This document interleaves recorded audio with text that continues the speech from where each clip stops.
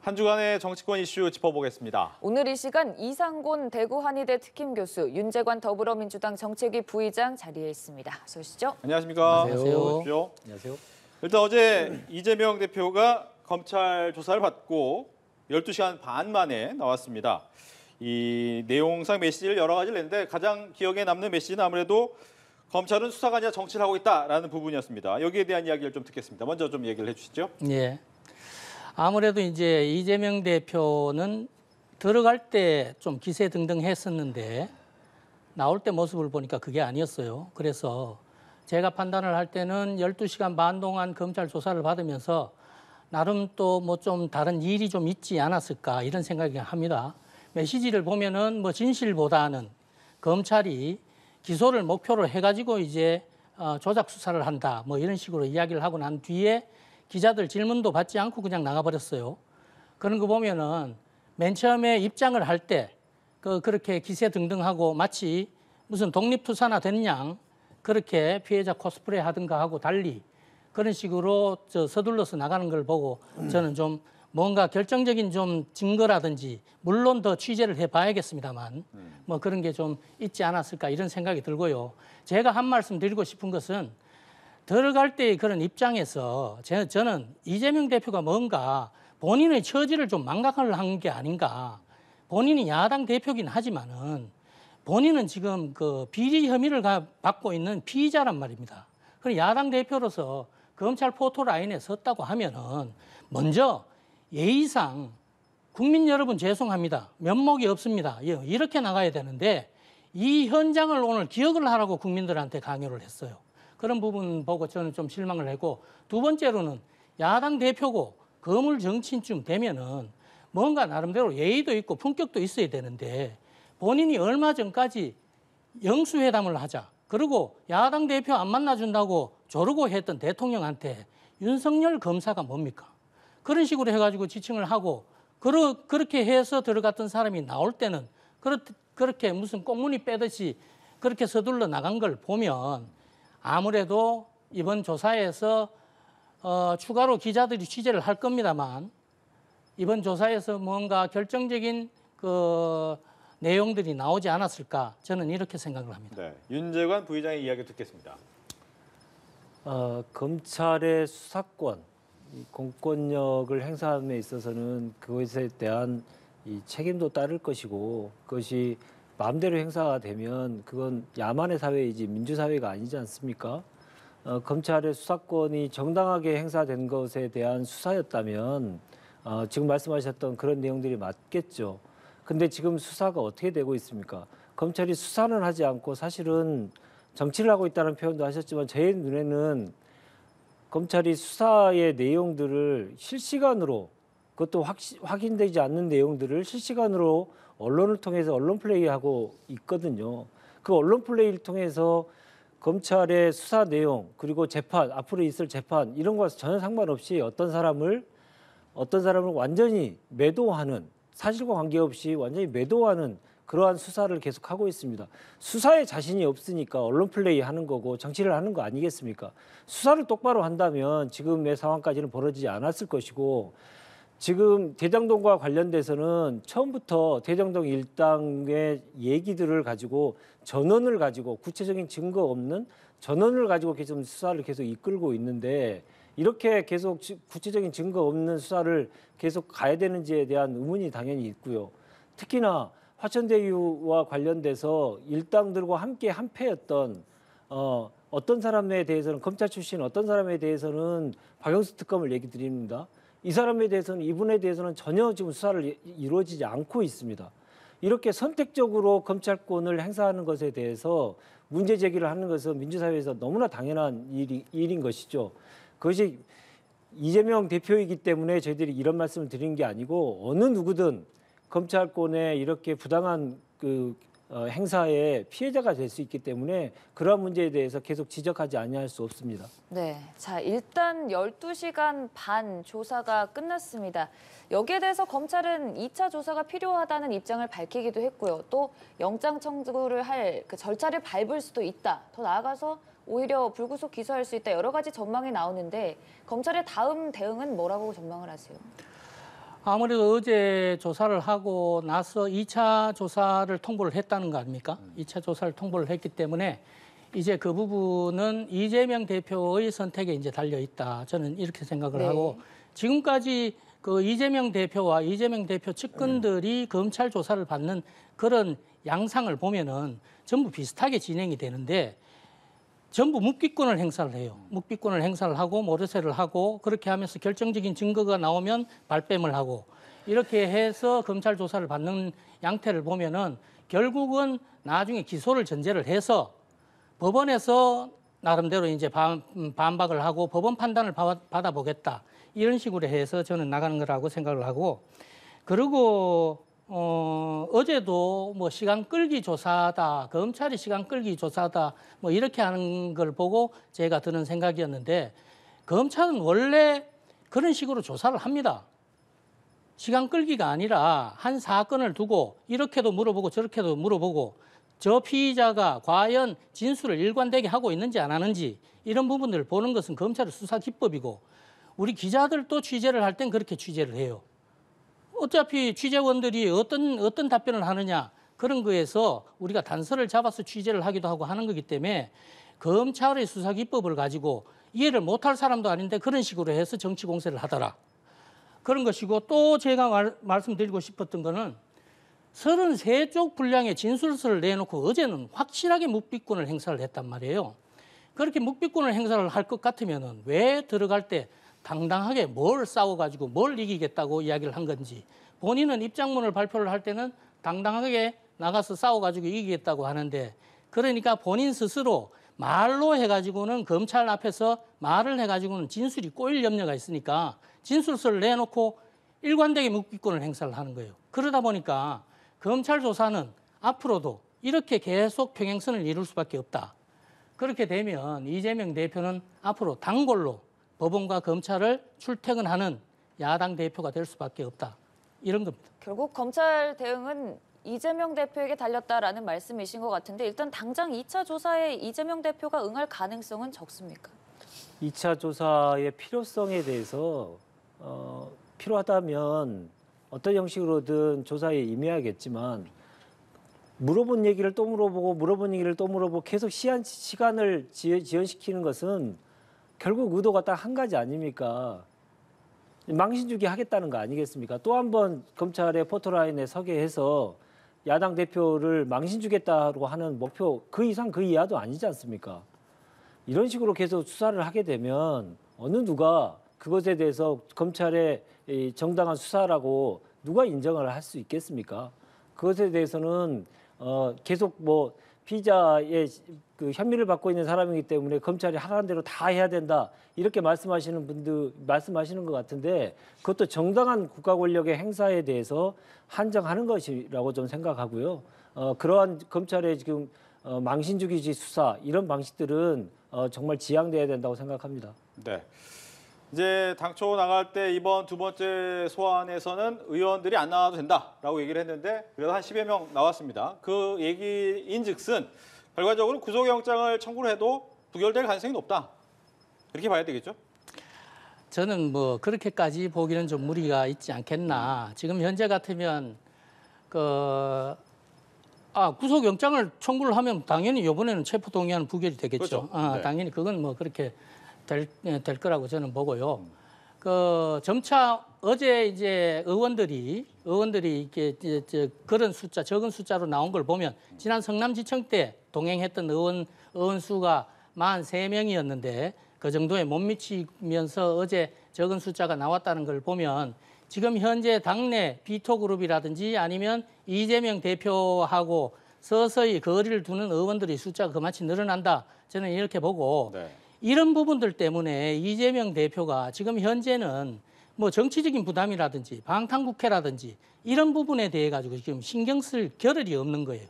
그러다 보니까 당내에서는 이런 비토그룹에 대한 부분들을 좀 무마를 해야 되고 또 당 외적으로는 어차피 다 자신이 갖고 있는 당 대표직을 무조건 유지를 해야 된다.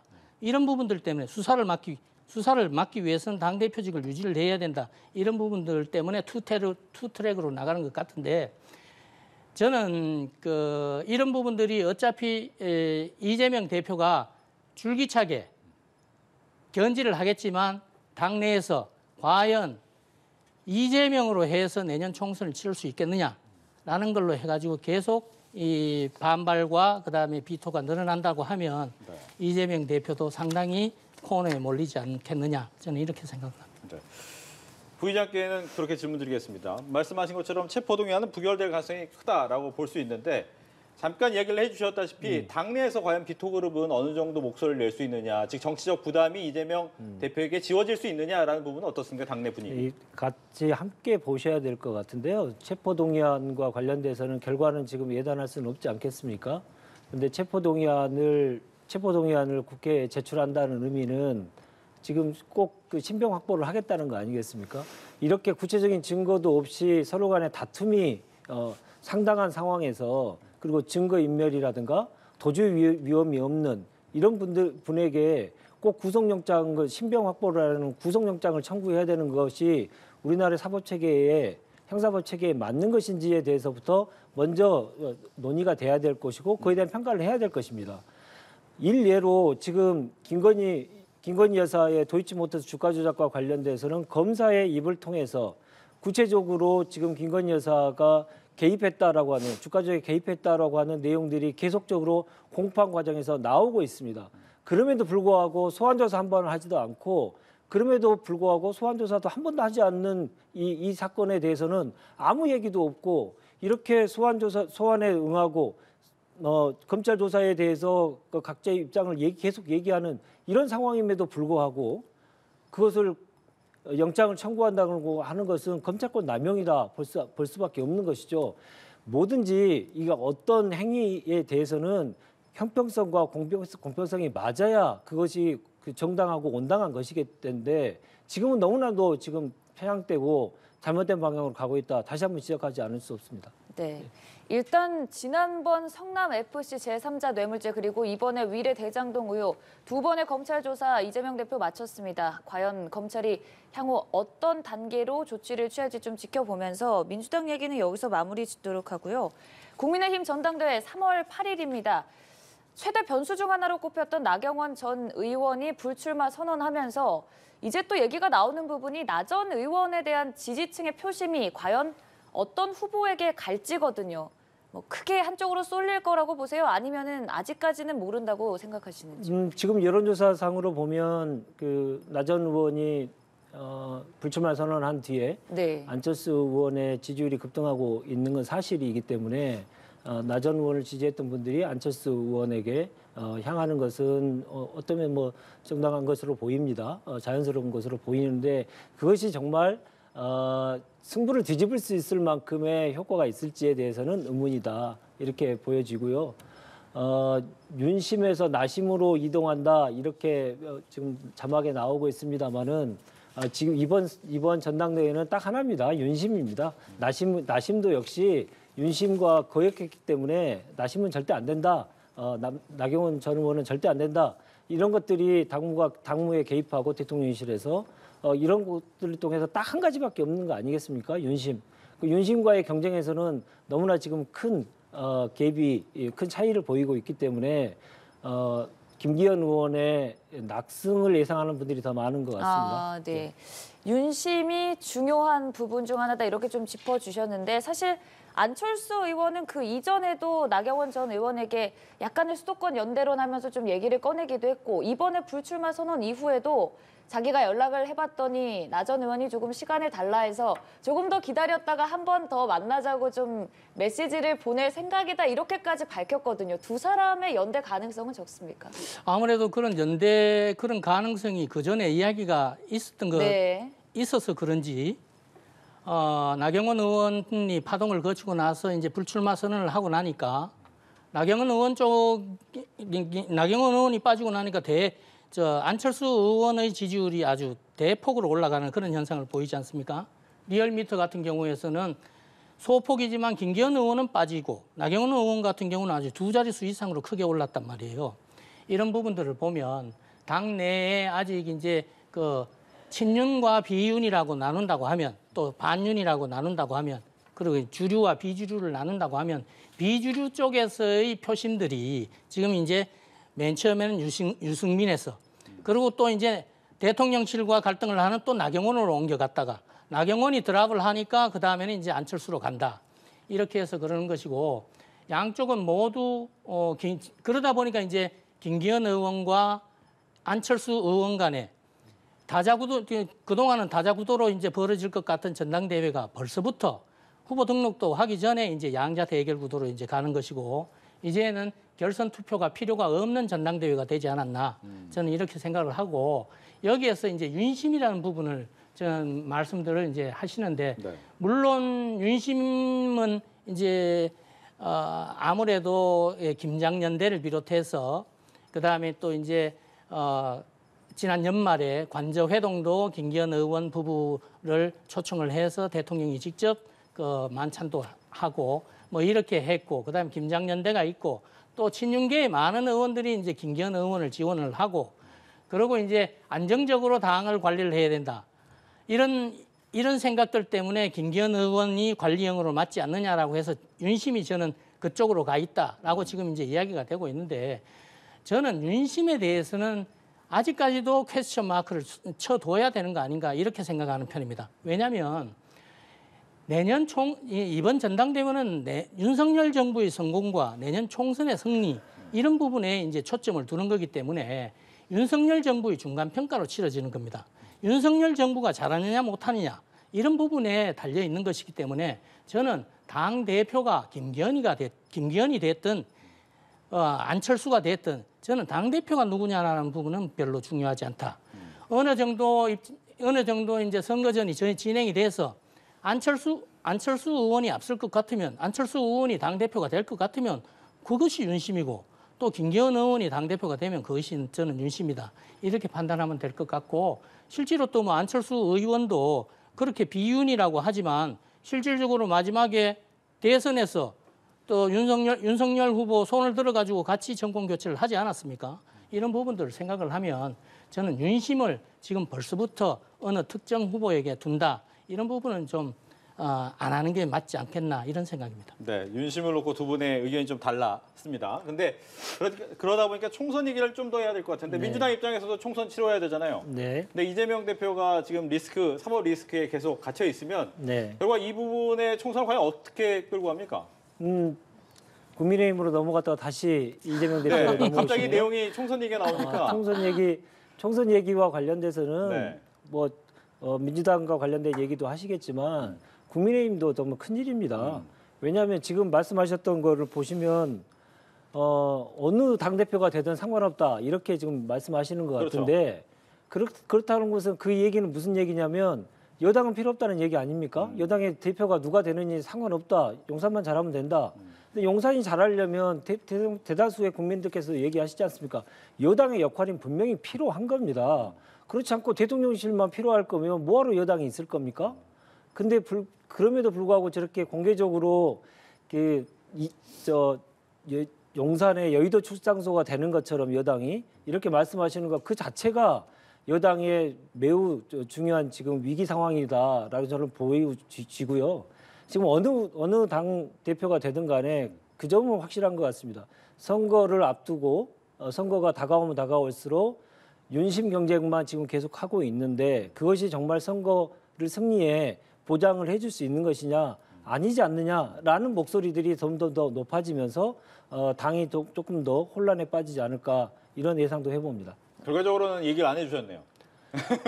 지금 민주당 얘기를 지금 20분 가까이 하시다가 다시 왜냐하면 제가 민주당 넘어왔는데요. 얘기를 질문드렸던 이유는 지금 말씀하신 것처럼 여당의 입장에서는 정해졌어요. 그냥 총선을 잘 치르고 어떻게 잘해보겠다라는 생각을 갖고 있기 때문에 윤심과 나심을 떠나서 우선 하겠다라고 하는데 민주당에서는 과연 그러면 거기에 대한 대응책을 갖고 있느냐. 지금 사법 리스크가 있는 대표가 없을 때 총선을 어떻게 치를지에 대한 고민은 하고 있느냐라는 것이 궁금해진 거죠.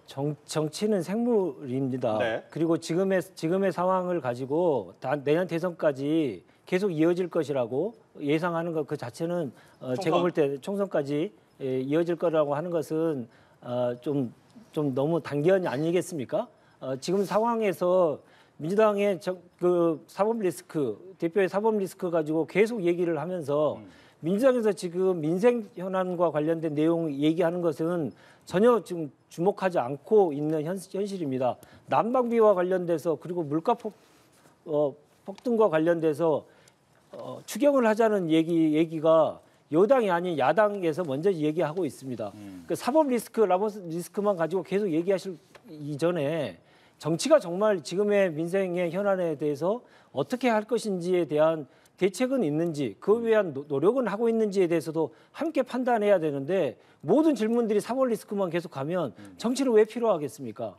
그런 사법 리스크 속에서 담겨져 있는 정치가 해야 될 기본적인 기능을 하고 있지 못하는 것에 대해서도 지적하시고 국민들께서도 그 점에 대해서 인식할 수 있도록 노력하는 것이 이렇게 언론을 통해서도 얘기하는 것이 저는 온당하다 그렇게 생각합니다. 네. 총선 문제를 말씀을 하셔서 네. 제가 이제 한 말씀 드리겠는데 저는 어차피 우리 윤 교수가 말씀하셨듯이 저는 뭐 국민의힘 당원이긴 합니다만 정치 평론을 하는 사람이고 정치 칼럼니스트이기 때문에 제가 보는 국민의힘의 또 여권은 이렇게 돼야 된다는 것이지 제가 무슨 뭐 국회를 국민의힘의 여의도 용산의 여의도 출장소 뭐 이렇게 만들어야 된다라고 해서 그렇게 될 리도 없고 저는 그런 생각을 갖고 있지도 않습니다. 네. 총선 승리라는 부분을 가지고 여권이 이야기를 하는 부분은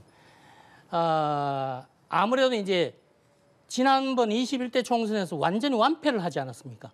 180석이라는 거의 거대 의석을 이제 지금의 야당한테 줘버렸던 그런 상황이기 때문에 지금 또 이제 정권 교체를 하고 난 이후에 국민의힘 우리가 이제 정권 제1당이 되지 못한다고 하면 또 과반수를 넘는 제1당이 되지 못한다고 하면 윤석열 정부의 성공적인 국정 운영이 불가능하기 때문에 그런 주장을 하는 것이고 그것 때문에 지금 전당대회에서 또 유력한 두 주자들이 수도권 승리를 이야기를 하는 겁니다. 수도권 안철수 같은 경우는 수도권에서 정치를 했던 분이니까 수도권 대표론이라는 걸 들고 나와서 그다음 지지를 호소를 하고 있는 것이고 김기현 의원은 나름 관리형 대표를 주창을 하면서도 수도권의 승리를 위해서 설 연휴 동안 자기 지역구인 울산에 머물다가 지금 수도권에 올라와서 어제 같은 경우도 부천에서 수도권 합동으로 출정식을 가지지 않았습니까? 이런 정도로 수도권이 중요하고 실제로 121석이나 되는 수도권에서 안철수 의원 이야기로 하면 70석 이상을 얻지 못하면 과반이 넘는 일당이 안 된다는 거 아닙니까? 이런 부분들 때문에 이제 국민의힘 전당대회가 총선과 관련해서 주목할 수밖에 없다. 이 말씀을 드립니다. 네, 양당 모두 총선에 승리하기 위한 목표와의 움직임을 계속 보이고 있는데 앞서서 총선을 앞둔 이재명 대표 체제에 대해서 좀 굳건하다는 입장을 좀 표명해 주셨던 만큼 그럼 반대로 국민의힘에 지금 김기현 의원과 안철수 의원 양자 대결이 좀 강하게 있는 상황에서 어떤 후보가 되면 민주당 입장에선 총선 승리에 좀 더 위협적인 상황입니까? 그건 국민의힘의 당원들께서 결정하실 문제이기 때문에 제가 당을 같이 하지 않은 제가 함부로 말씀드리는 것은 적절치 않고 예의도 아닌 것 같습니다. 근데 다만 한 가지만 꼭 좀 지적하고 싶은 것은 지금 난방비 폭등 등 이제 물가 폭탄으로 민생이 매우 어려운 상황입니다. 이런 상황에서 정치가 정부 여당의 그런 민생 현장에서 보이지 않는 문제는 분명하게 국민의 시각에서는 지적돼야 되는 문제라 생각하고요. 특히나 지금 대통령실에서 관저의 식사 정치를 많이 하신다는 얘기가 들립니다. 의원들도 부르시고 여성 의원들도 부르시고 해서 관저 정치를 하시는데 좋습니다. 그러나 그러한 식사 정치하는 동안에 국민들의 민생은 너무나도 어려워지고 있기 때문에 민생 현장도 돌보시는 모습도 같이 보여주시는 게 맞다. 야당에 공격하고 야당 대표를 에 대한 공격만 계속 하시기 전에 그럴 시간에 민생을 돌보는 일도 함께 하시는 것이 맞다. 이 얘기를 꼭 좀 드리고 싶습니다. 네, 결국 민생 좀 살펴달라 이런 목소리 내주시는 것 같은데요. 그렇죠.